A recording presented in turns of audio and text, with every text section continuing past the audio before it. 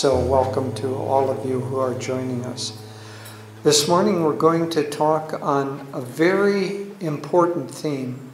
It's Be the Change, and how meditation can change the consciousness of the world, can uplift the world. Ananda is actually starting a campaign, has started a campaign, I should say, because it's been active for some time, called Be the Change. And we're asking people to pledge certain numbers of hours of meditation. So if you're a regular meditator, you can go on the internet to Be the Change campaign. Just ananda.org. Ananda.org, and then you can find the way to Be the Change campaign, and you can pledge hours of meditation. We're hoping to get 1 million hours of meditation pledged. And by that, not only from Ananda people, but from people in various organizations and various paths, because people all around the world are meditators.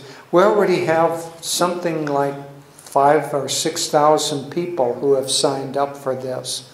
And so it's a campaign that's growing and expanding, and we want to have the power to actually make a difference in this world.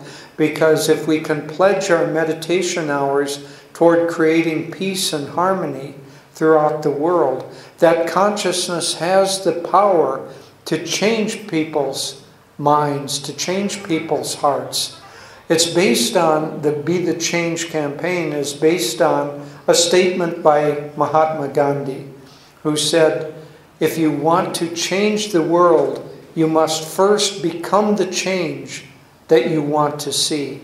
So it's up to us, especially up to us, who are wanting to see peace and harmony, wanting to see God's presence, who are meditating and are sending out vibrations of consciousness and upliftment through our meditations, trying to work in harmony with other people.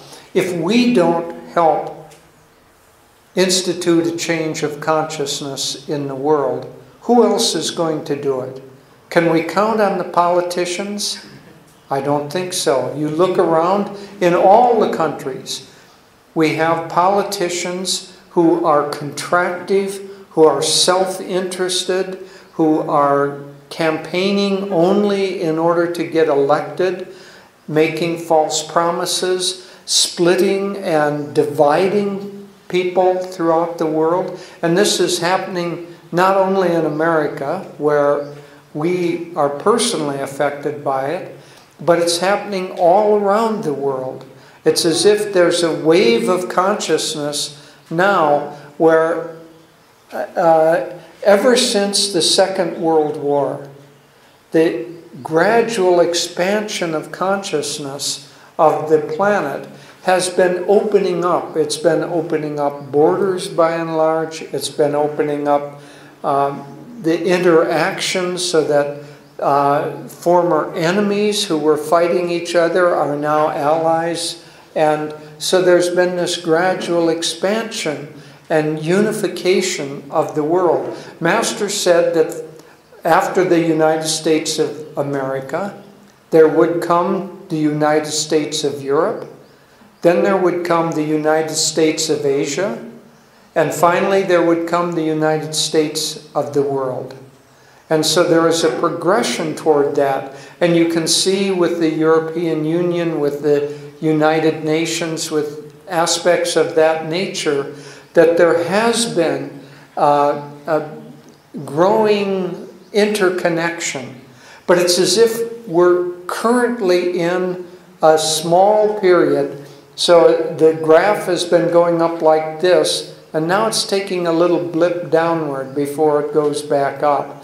But that little blip downward, we see all around the world a reactionary consciousness of pulling back and saying, we want our nation, we want our religion, we want our company, we want our greedy endeavors to be promoted and to become foremost. And we don't care very much about what it affects others, whether it affects the environment, what happens. This is the political scene that we're in right now. So we cannot count on the people who are looking for their own self-interest to be the ones who begin to unite the world. Now, it's all having to do with the great arc of the yugas. We have come from Kali Yuga. We have moved into Dwapara Yuga. Kali Yuga is the age of materialism and division. And so if you think of these different ages in terms of rising of temperature, then if you look at water, in the darkest age, when the temperature is low, that water freezes into ice. And that ice can be cut into various shapes, can be cut into shapes of different countries, can be divided, can be separated, and it stays in its place. And that's the Kali Yuga mentality. It wants people to stay in their place. There's not much mental activity compared to now. I mean, innovation. I don't know if it's correct or not, but I read that during Kali Yuga, during some of the what we call the Dark Ages, for 200 or 300 years, the biggest invention during that time was the wheelbarrow. Meaning that you didn't have to carry a load on your back, but you could wheel it along in a wheelbarrow. Well, I don't know whether that's literally true or not. I suspect it's not. But if you compare that to the kind of pace of innovation that we see now, you see drastic contrasts. So, coming back to the theme, we're coming out of Kali Yuga where everything is separate, and in Dwapara Yuga, the temperature of consciousness has raised enough so that all those blocks of ice that have been separated are beginning to melt. And water doesn't stay separated. But it isn't completely melted yet. So we've had this growing, as I say, this graph of growing, gradually growing unity and cooperation throughout the world. But there are still blocks of that ice left over from Kali Yuga. And now we're seeing a little reactionary process saying, can't we freeze things up again? Because all this mixing and matching isn't providing me with the same opportunities for control and greed that I had when everything was separate. And so that's what's going on. In a political way, we're having a little backlash, but it will soon right itself. And it's not any one politician, it's mass consciousness. That mass consciousness will begin to right itself. Nonetheless, in the current age that we're living in that little blip, we find ourselves in a world that is becoming somewhat more divisive than it has been. And we want to unite it again. We want to be agents of change. And so we, as I say, we can't count on the politicians to make those changes, because during this blip, they're working against the kind of changes that we want to see. We need to count on people of good heart and goodwill to meditate. Now, what are the real changes that we're hoping to make? See, the politicians and business people and all the people who work with worldly consciousness, meaning that they think by changing things in the world that they can improve things.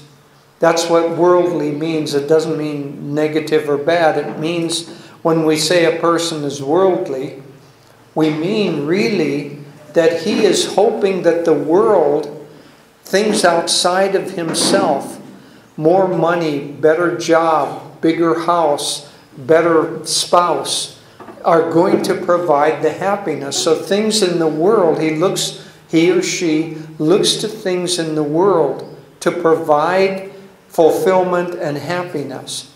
And to a certain extent that works, but as Master said, one thing you can count on in delusion is that delusion never keeps its promises. And so getting more money promises to make you happy. But once you get more money, are you really that much happier? No, not really. Many, many studies have been done. At any rate, without proving that point, because we as devotees have probably long figured it out anyway, so I don't need to, as they say, preach to the choir. The politicians, the businessmen, they're still looking toward, we'll make this change outwardly, and that will fix everything. We'll elect a new person, that will fix everything. We'll get a new bank somewhere, that will fix everything. But all this outward stirring around, it's really just taking that ice and kind of shuffling it around a little bit. It doesn't really change much of anything. What does change? The upliftment of consciousness. Everything is about consciousness. If we could have those same politicians, if we could get them to meditate for 3 hours a day for world peace, that would begin to do something. Instead of having yet one more proposal for how we can crush our enemy. But imagine if we could get people to meditate for world peace. The Dalai Lama said that if we could teach every 8-year-old how to meditate, war would be eliminated in a generation. Because war and greed, all of that stems from consciousness. And the only permanent cure for anything, not only for the world's problems, but for our own individual difficulties, the only permanent cure is to raise consciousness. And so if you're having difficulty in your life, simply rearranging the particulars of your situation, it might help a little bit. Because delusion has to have some truth to it. Otherwise, we would catch on too quickly. And so rearranging it sometimes will produce a temporary fix. But it's like, there's an expression in English, it's like herding cats. You know, cats all go their own way, and you can't herd them the way that you can herd cows or sheep. So this herding of cats, for a little while you might get all those cats arranged just the way you like them, but they'll soon start milling around and meowing and going somewhere that you don't want them to be. That's the way of the world. The world is always going to be in flux and in change. And if we think that our happiness is going to be served by getting it arranged just the way that we want it, and then it's going to stay that way, well, we're in for another incarnation. Because we will just find out that, well, that one didn't work. Let me try another solution. And we try that again and again and again and again until we realize that our happiness lies within. And how is it found within? By changing our consciousness, by uplifting our consciousness. So meditation then becomes the solution that we're looking for, because meditation is the technique that changes our consciousness. When we still our mind, when we, especially doing Kriya Yoga or our techniques, when we do pranayama techniques, and when we bring the energy into the higher chakras, and especially as we bring it into the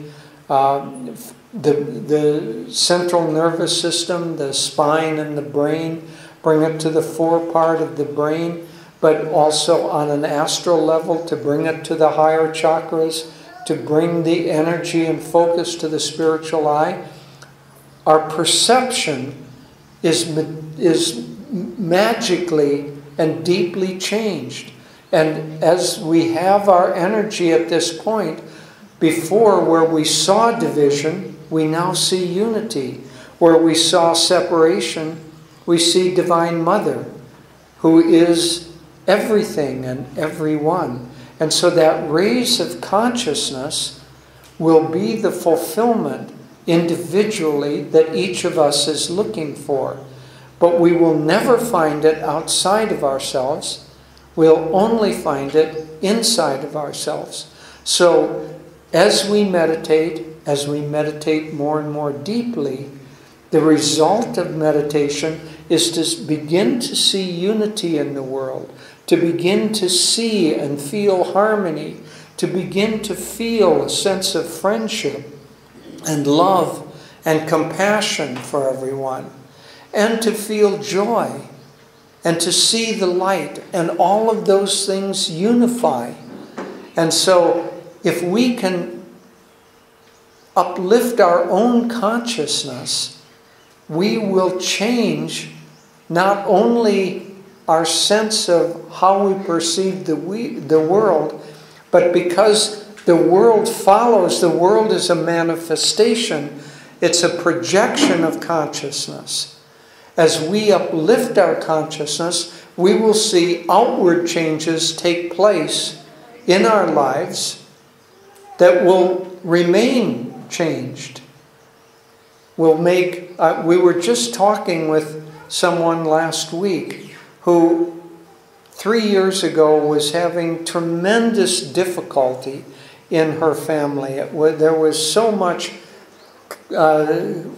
conflict and people blaming each other and not getting along, and she herself was upset by all of this and how she was being treated and so on. Gradually, through meditation, her consciousness is raised, and now she has become the person who is uniting the whole family. Everybody is looking to her now. Instead of blaming her for being the problem, they're looking to her to be the unifying energy and peacemaker and connector. And people who she hadn't had contact with for 15 or 20 years are out of the blue calling her and reconnecting. See, the change of consciousness not only changes us inside, but it changes the world around us also. Now, that works on an individual basis, but does it work on a societal basis? Yes, it does. When a group of people uplift their consciousness, it changes the environment around them. The TM organization has done some fascinating experiments and studies. It was one of their tenets, that beliefs, that if you could have 1% of the population of an area be meditators, that would affect a change in that local area. And so they decided to do an experiment, and because Rhode Island was the smallest state in the United States, they had many of their people moved to Rhode Island, so that they had, I think, 2 or 2.5% of the population of the state. So here they were meditating, and personally, of course, they were benefiting from the meditation because they were raising their consciousness. But the fascinating thing is that it also affected the environment around them. The number of crimes in the state, the statistics started dropping. The number of admissions to the emergency room started dropping. Unemployment started dropping. Even the weather patterns changed for the better. And so they saw many, many, many beneficial changes, not just for the individuals, but because our thoughts are like radio sending stations. That's one of the teachings of Master, is that we're a receiving station and we're a sending station. And so they were receiving higher consciousness from the divine, and they were sending that consciousness out into the world, and that changed the world around them, uplifted it. Not enormously, but as much as could be affected.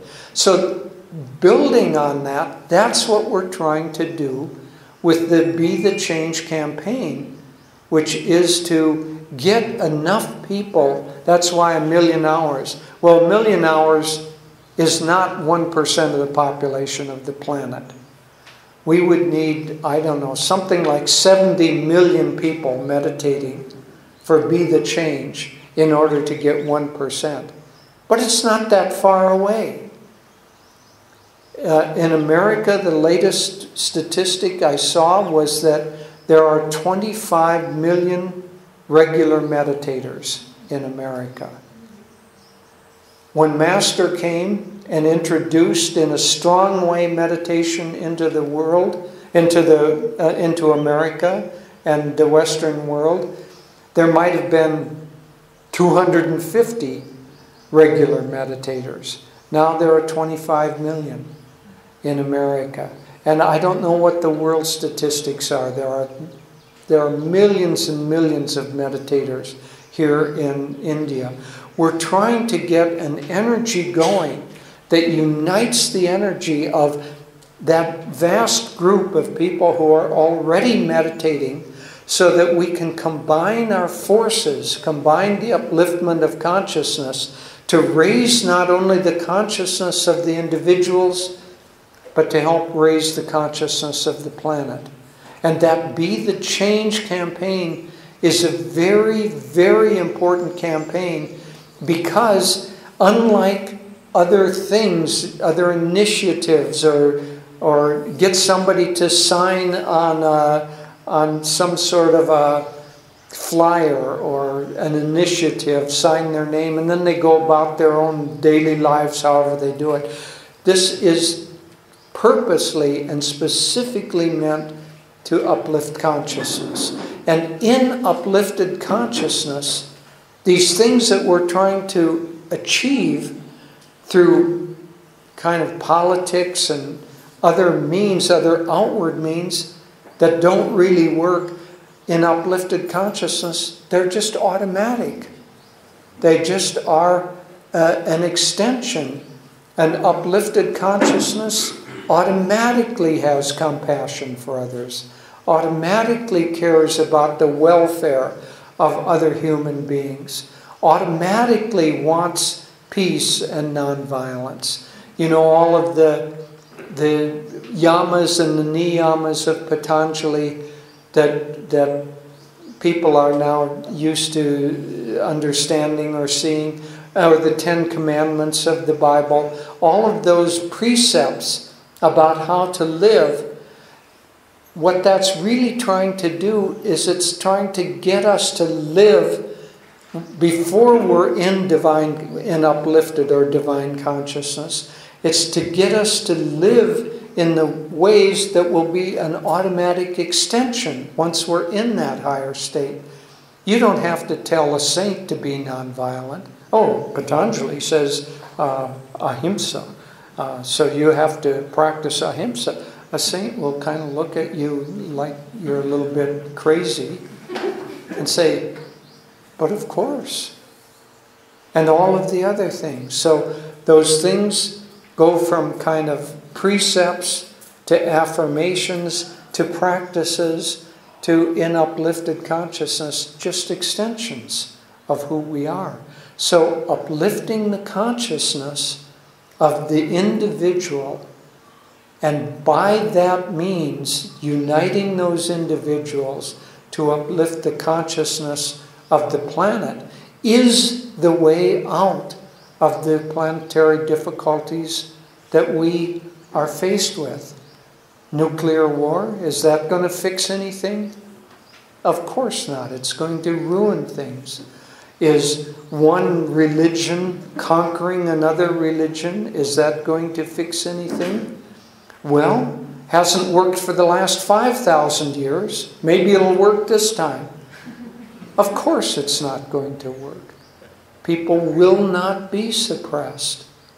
And so they will, then the law of karma has it that it's reciprocal. If you've been conquered before, then you have to come back and conquer those who conquered you, and it goes back and forth in an endless cycle, as long as the consciousness remains at the same level.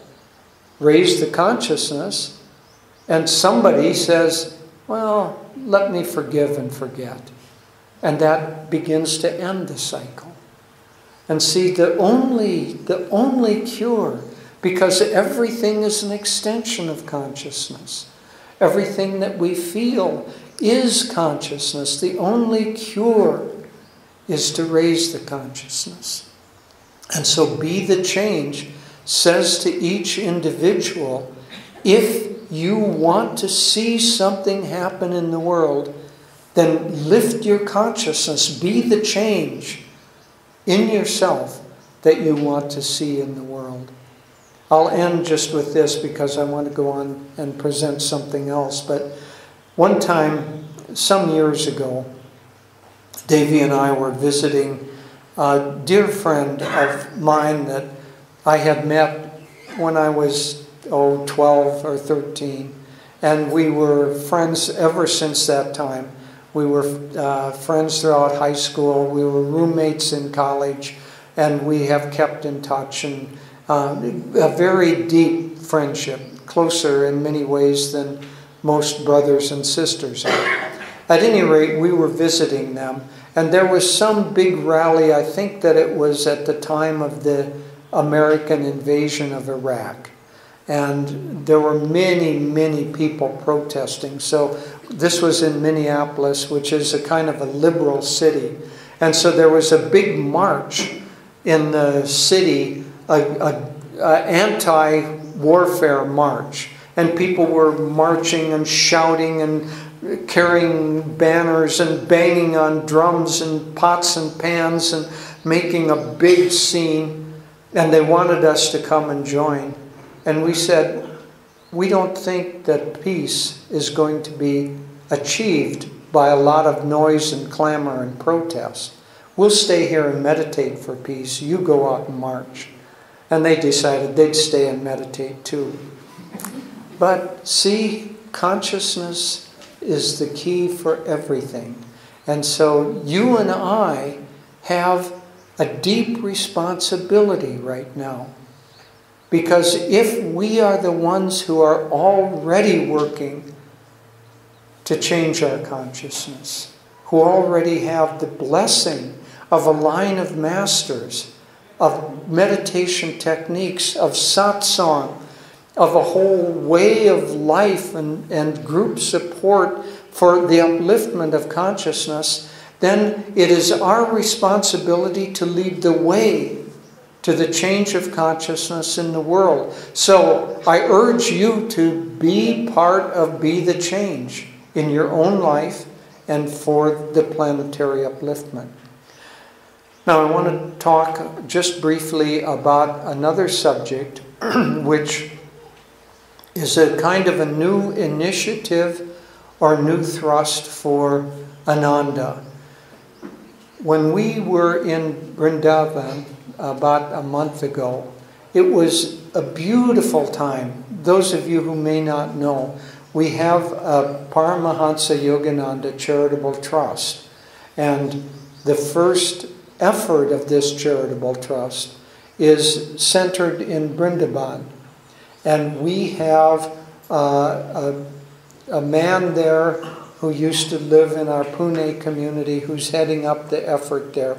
At any rate, we have decided that because we're helping the widow mothers of Vrindavan, because many, many thousands of widows, even still today, are being thrown out by their families when the husband dies. And they're thrown out on the streets with no money and no recourse of any nature. And many of them have made their way to Vrindavan in the thought that if nobody loves me, if nobody cares for me, at least Krishna, at least Radha will care for me. And so there are maybe somewhere between 8,000 and 10,000 widows in the city of Vrindavan. And many, many of these widows are living in destitute situations. And so they're living on the street, and the only way that they have of staying alive is by begging. Well, about 2 years ago, we started an initiative, and we're feeding on a daily basis. We're giving milk and vegetables and fruits to about 1,500 or 2,000 widows. They can come and get that. On a monthly basis, we're giving grains and pulses and other things to about 5,000 to 7,000 widows. We're making sure that every one of them has medical care if they need it, and blankets and warmth. But there are other groups that could provide that on a physical plane. What we're doing is trying to restore dignity and divinity to those people. So we visit them in their homes. We make sure that they feel that somebody cares about them. And we have 4 or 5 homes where those who have no other recourse can come and live. And this is gradually growing and growing. And it has a staff of about 80 people now that is doing this work. It's a beautiful work. They all wear kind of blue jackets with Paramahansa Yogananda Charitable Trust on label. And the word on the street in Vrindavan now is, if you're in trouble, look for somebody in a blue jacket. They'll take care of you. And there are miraculous stories, but I don't have time. Coming out of that, now about a third of that staff, over 30 people, have become disciples of this path. But they're doing this beautiful, beautiful service. And we realized that we have, Master said that our path was the combination of meditation and service. And if you think of the training that we offer in meditation, we have meditation courses, we have meditation level 1, 2, 3, 4, we have Kriya, we have initiations, we have group meditations, we have support for that, we have teacher training for how to teach meditation, on and on. We have a whole world of training and support for meditation. But our path is meditation and service. What do we have as a counterpart for service? Well, we have service opportunities. Many, many of you have come here and helped serve in some way to set up things, to beautify the altar. It's beautiful. But we have not approached that side of our path in the same conscious way that we have done for meditation.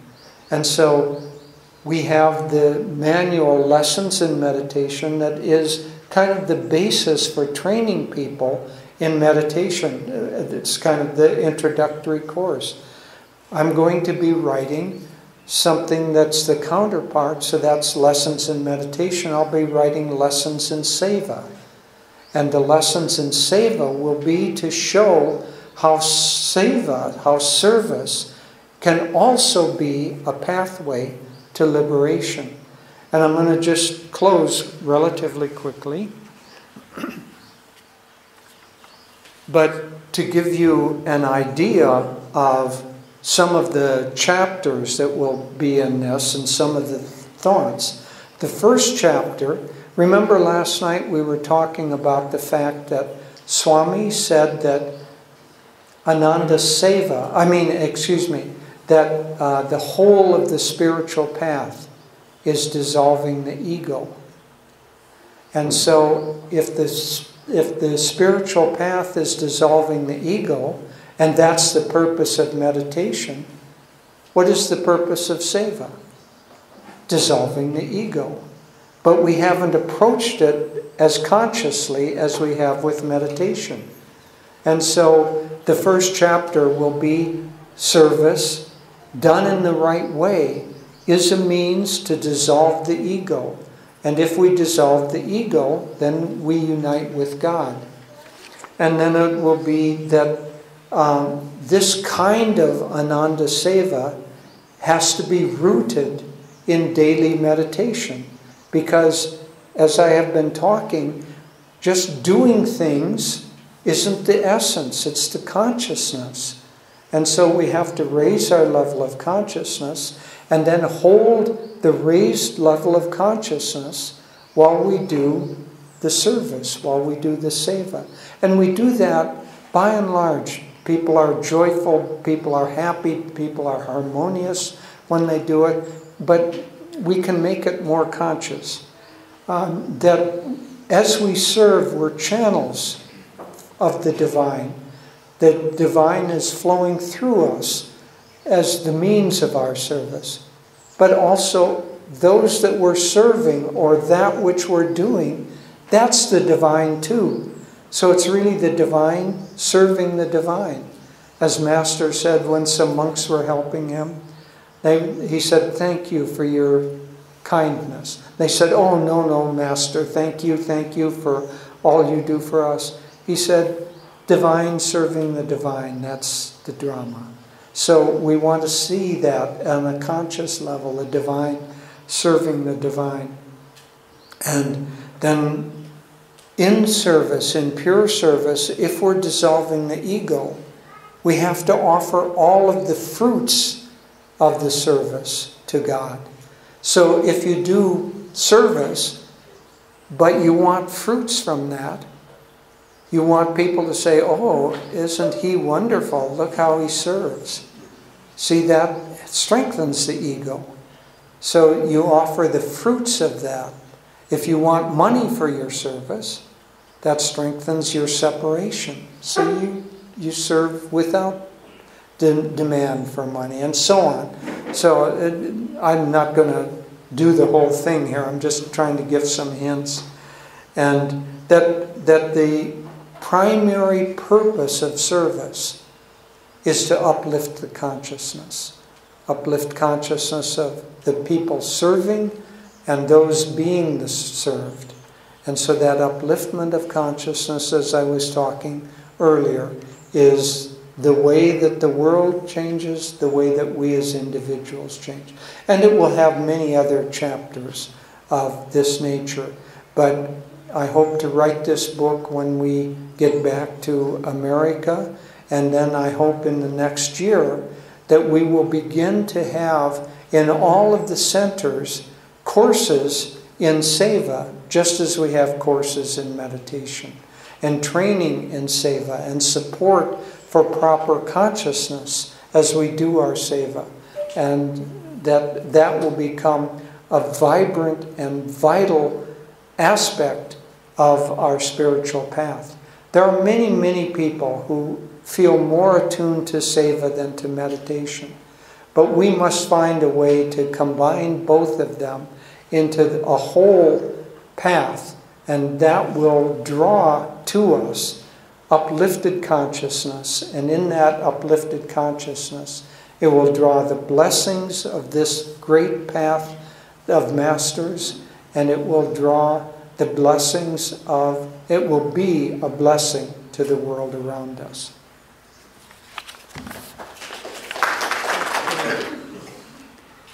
Well, I also want to greet everyone, both here in person and online. And, you know, we have such a little time together on this retreat, but the meditations, the kirtan, the discourses, everything, if you really take to heart your experience here, it will help you in your spiritual development. Jyotish and I, and many others present, have been on the spiritual path for most of our adult life. And the spiritual path is like dripping water on a big stone, just drip by drop. And over a period of time, that stone, which we can say is an allegory for the ego, it begins to dissolve. And so it's thousands and thousands of days and periods of meditation and coming together in satsang, and little by little that hard rock of the ego, without us even being totally aware of it, it begins to diminish, it begins to dissolve. Once I said to Swami Kriyananda, after I'd been at Ananda some years, and I said to him, Swamiji, I don't see a whole lot of change. I mean, I'm happy to keep meditating and serving, but I don't see a lot of personal change in myself. And he got very brusque and he said, how can you say that? You're a totally different person. And it's hard to see the changes in yourself. But as maybe an elder sister to younger brothers and sisters on the spiritual path, keep trying. Don't stop. You will find results. This is guaranteed. Master said, no one goes home empty-handed. And you will not go home to God empty-handed. You will go home with a heart filled with devotion, a mind filled with light, and a soul ready to be free. Now, we were recently talking with when we were up in NCR. We have a little flat there where it's sort of our center of operation in Gargaon, and we took a trip to our center in Noida, did a satsang there, and then while we were there, we visited a very dear old friend of ours who was also a very close associate with Swami Kriyananda when Swamiji was in India in the late 1950s, early 1960s. And this man, his name is Indu Ban. He was a Supreme Court justice, a high-ranking government official, but he was also an extraordinary devotee. And his mother, Rani Ban, for those of you who have read Swami Kriyananda's autobiography, she was the one who helped Swami in many, many ways get established in India. She was a great, great soul. In her home in Old Delhi, most of the contemporary saints came and stayed with her. Sri Yukteswar stayed with her and her family. Anandamoy Ma stayed with her and her family. Swami Narayan stayed with her and her family. So most every contemporary saint of that period passed through Rani Ban's home, and Jyotish stayed there when he traveled with Swami in the early 1970s, and he said she was like a mother to everyone. Well, Rani has passed away now, and Indu is in his late 80s, so he won't be around much longer, Indu's her son. And by the way, Rani and Indu, much to all of our benefit, were the ones who found Babaji's cave. And so that's how we all can go there. So and Rani had meetings with Babaji. She saw him. And Indu, he's an old man now, and his mind isn't very sharp, but just being with him, you're filled with peace, you're filled with divine consciousness. And so we were visiting him a few weeks ago in Noida, outside of Delhi. And he said to us, we said, do you miss Rani, your mother? And he said, oh no, she's with me all the time. She's always talking to me. And he said, she's in the astral world, the high astral world, and she is in communion with Babaji. And we said, oh, Indu, what does she say? What does Babaji say? Because so many people ask us, there's so much darkness in the world now. And we thought this was a rising age. And what Babaji communed through Rani to Indu, to us, is that there is much darkness in the world now, but the higher guides, the Babajis, the Jesus Christ, the divine guides of this planet, they can't destroy the darkness because human beings have free will. If people choose darkness, that will happen. But what they can do, and this is very, very important to what we've been talking about this morning, they can bring more light into the world. That's their job. And how are they going to bring more light into the world? Is it going to be through the people who are indifferent to them, the people who never heard the name Babaji? They will bring more light into the world through the consciousness of people who are receptive, who are trying to be in tune with them, who are trying to meditate, trying to serve them. And so that's why this period of time, it's a difficult time, no doubt, but it's also, we have to see the longer rhythm. It's only a transitional time, and ultimately, because the darkness is rising, the light is also rising. And what is more real? You know, there are so many levels of reality. In this world of duality, there is a certain kind of truth. There's, if you drive your car into a wall, you'll crash your car. If someone comes, if a policeman comes and chops off your arm with an axe, it will fall off. That's in this world of duality. But there's another reality, and that's the reality of light, of divine consciousness. And as we read in Autobiography of a Yogi, the episode of the sadhu who the policeman mistook him for a dacoit, chopped off his arm with an axe, he turned around and said, "I'm not the one you're looking for," and stuck the stump back into the shoulder, and it immediately healed. That's a higher reality. That's a truth that light has the power, it supersedes. The truth of light, of divine consciousness, supersedes the consciousness of duality, of the world of darkness. So we can see this time in which we live as an extraordinary time. And we can see, each in our own humble way, the ability to make a difference, to bring more light into the world just through our own individual receptivity.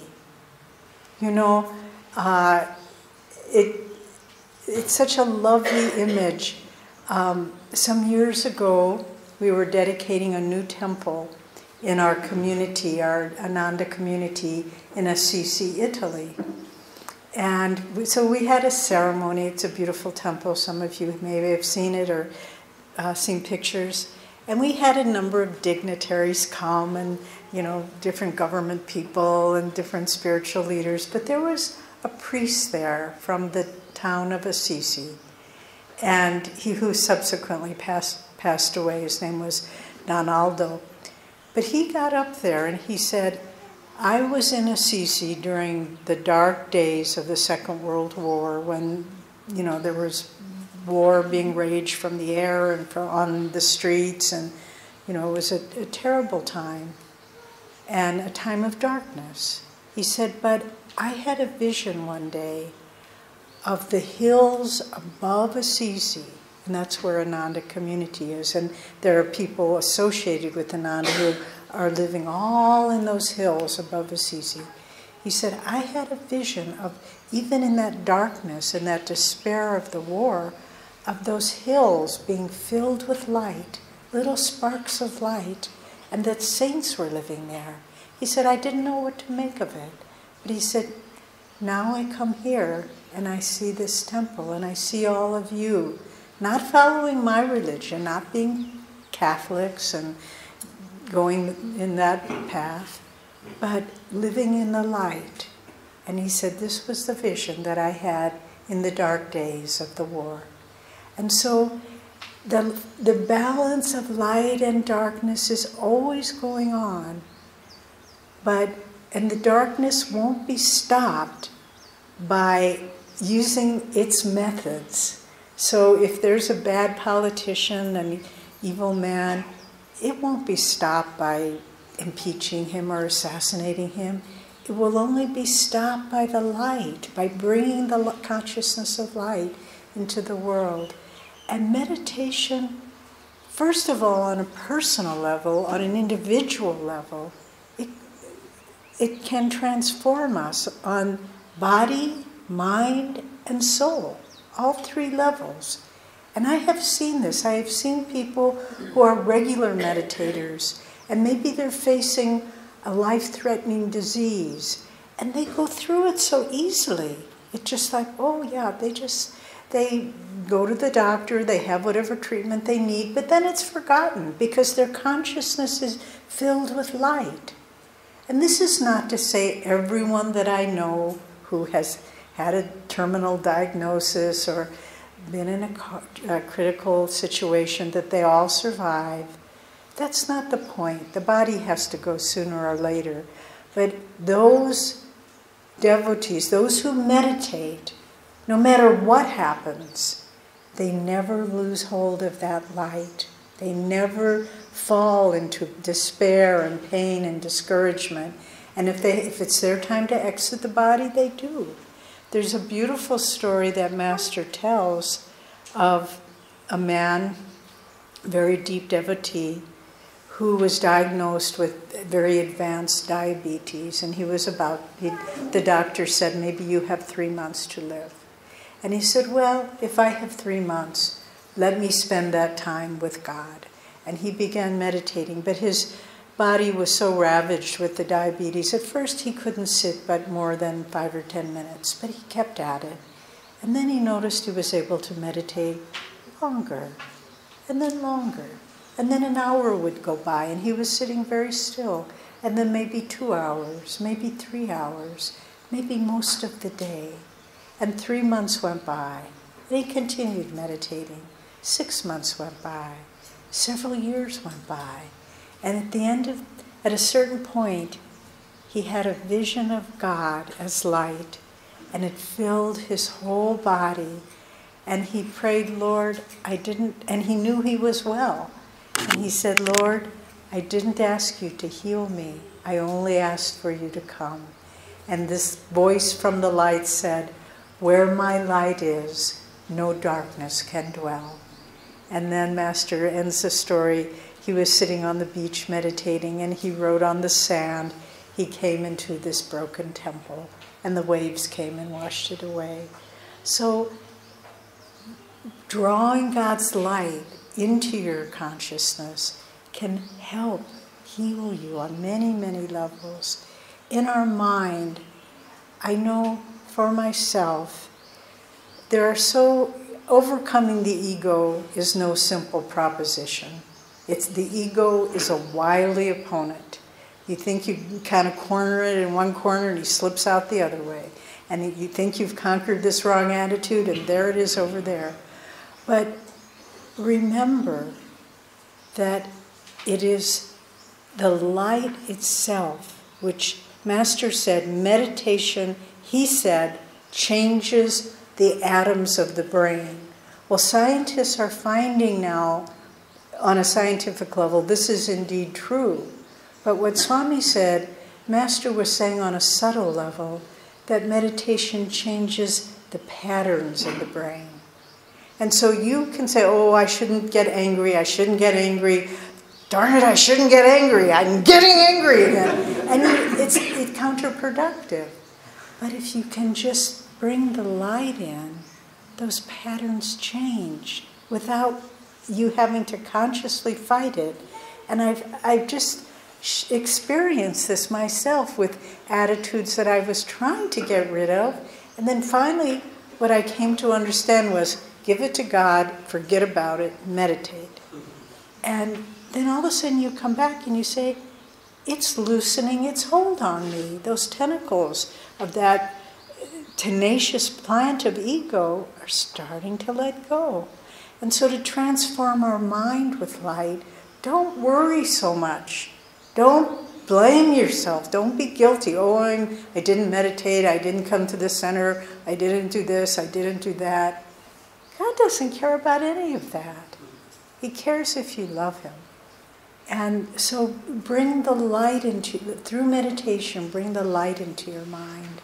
And you will find all these aspects of yourself that tortured you. They'll just, in the light, it's like shadows. Master said, darkness have been in a room for 1,000 years, and you can't get rid of it by beating it with a stick. Turn on the light, and the darkness is gone. And that's literally true with our own consciousness and the practice of meditation. And then finally, meditation, bringing that light, the body heals, the mind is free of bad thought patterns, and then the soul.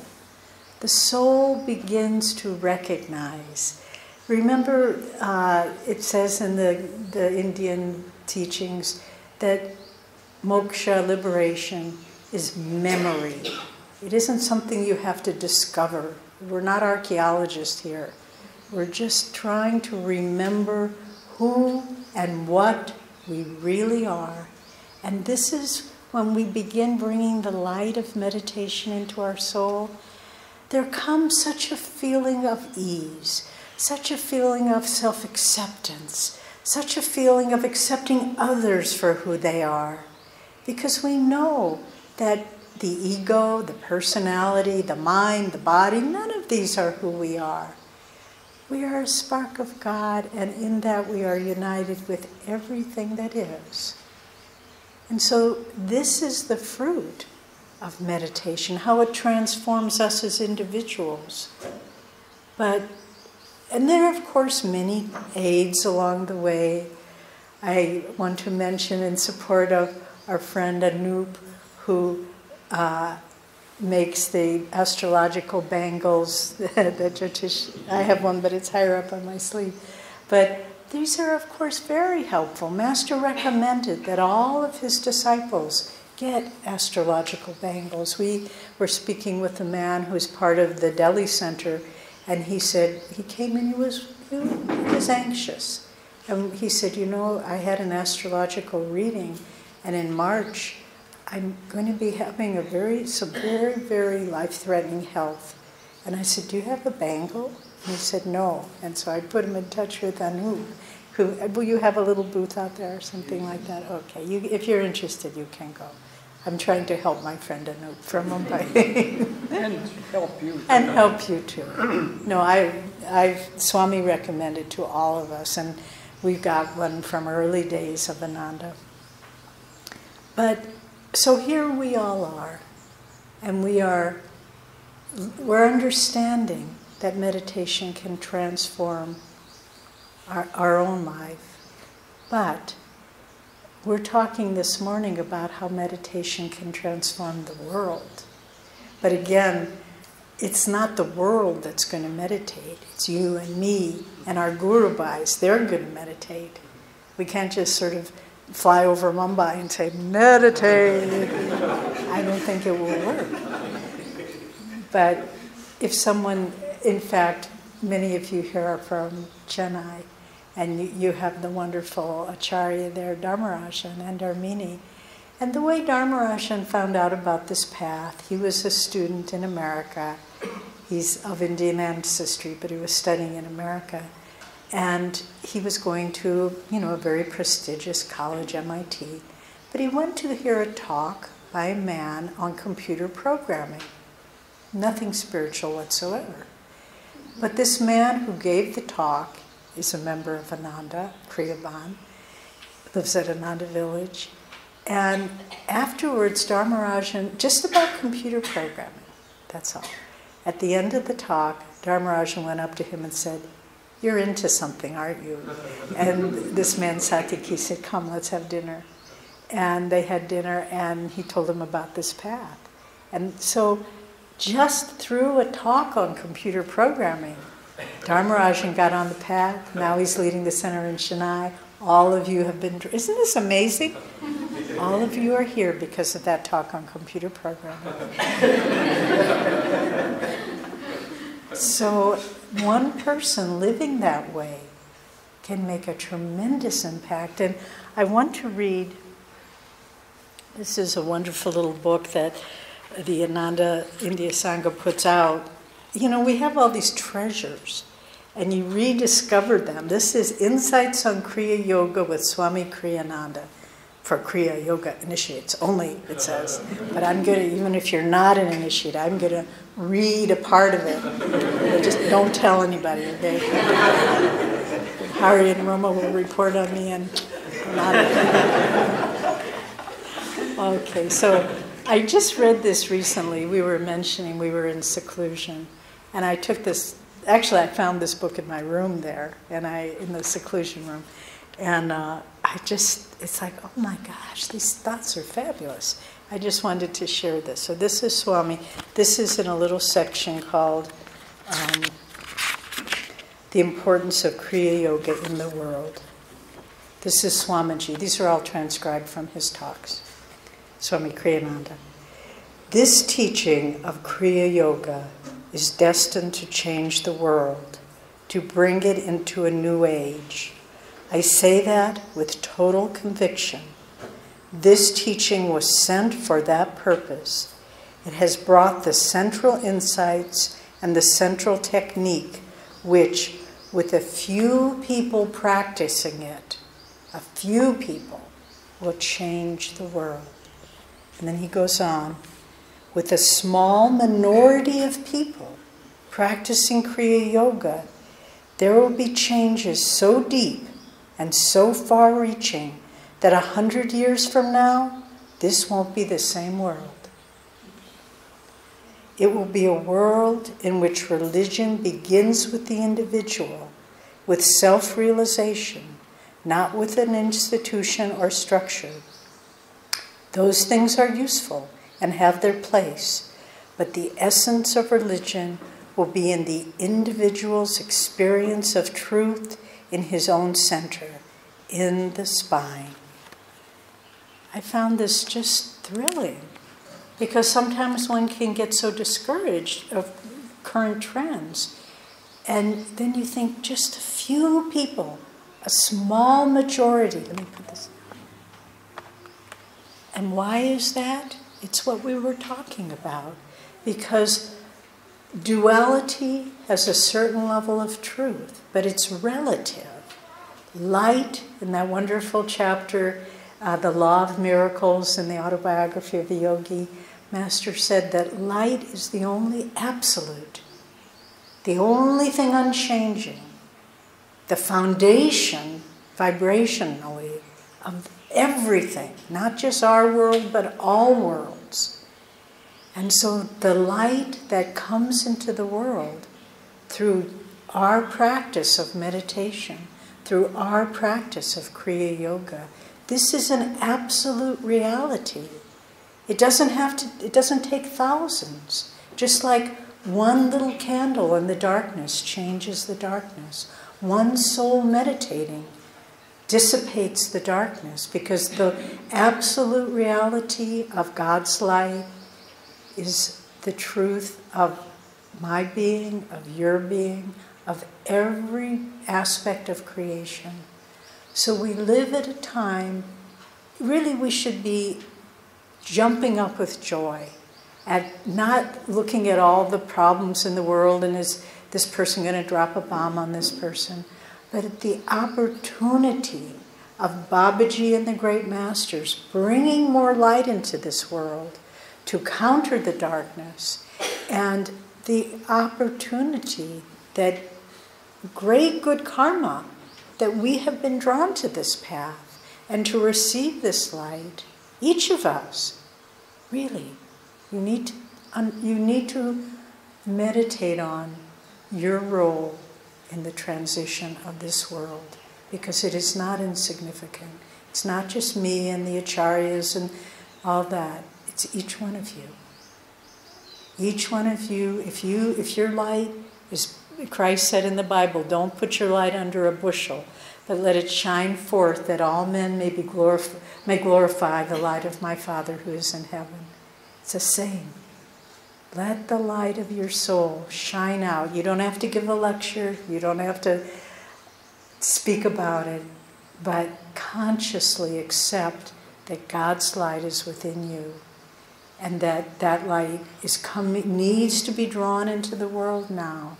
And whatever you do, we've been speaking of this Ananda Seva, it will be coming to a theater near you soon, coming to a center near you soon. But nevertheless, in your home, in your job, in your relationships with your friends and family, consciously bring that light. Fight against the darkness. Fight against it with God's power and God's presence within you. And this is a thrilling time. It's a wonderful opportunity. Don't hold back. Don't think, oh, it's fine for them, but not for me. You wouldn't be here today if you didn't understand these truths on a deep level.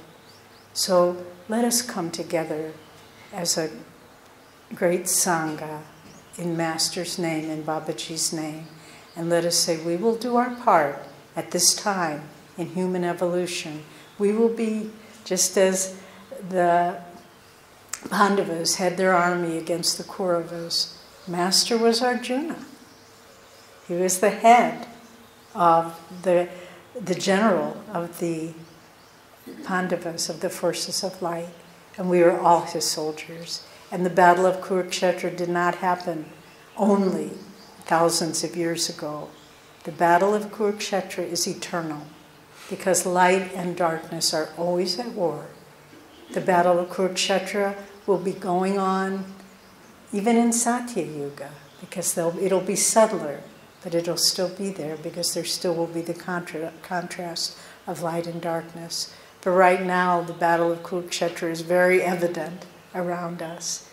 Align yourself with the forces of light. This is your destiny. It is all of our destinies. And I think the Masters will bless you very much in your efforts. And that's the point I want to close with. It's not just about what we give, but if we consciously say, I will develop, I will receive the light, I will nurture the light within me, God's light, I will share that light, spiritually your own growth will be accelerated much greater than in times of relative stability and peace. So we have a wonderful opportunity to make a difference in the world. But honestly, the world has its own course that it must follow. More important, by being a channel of the light in the world today, we have the opportunity to find God in this lifetime. That is why the Masters came. And we are in this wonderful journey together. And let us be filled with hope in this time. Let us be filled with the knowledge that we need to take seriously the spiritual techniques, the spiritual path.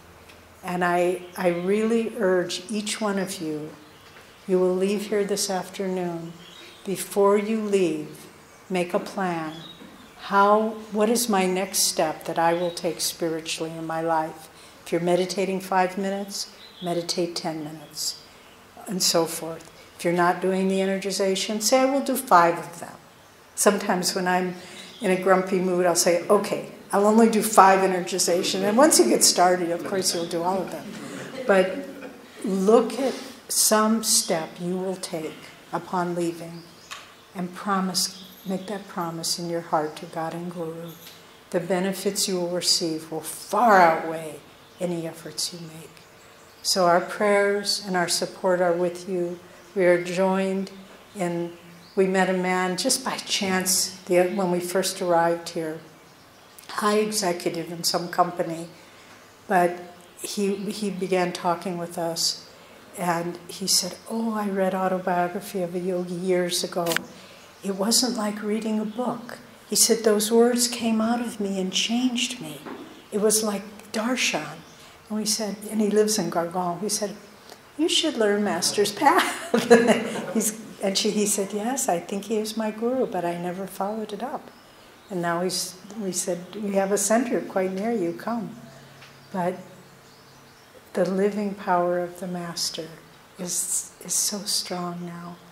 And if we draw on it and understand why we are drawing on it, we can make great spiritual progress in this lifetime. And we are joined with each of you in that effort.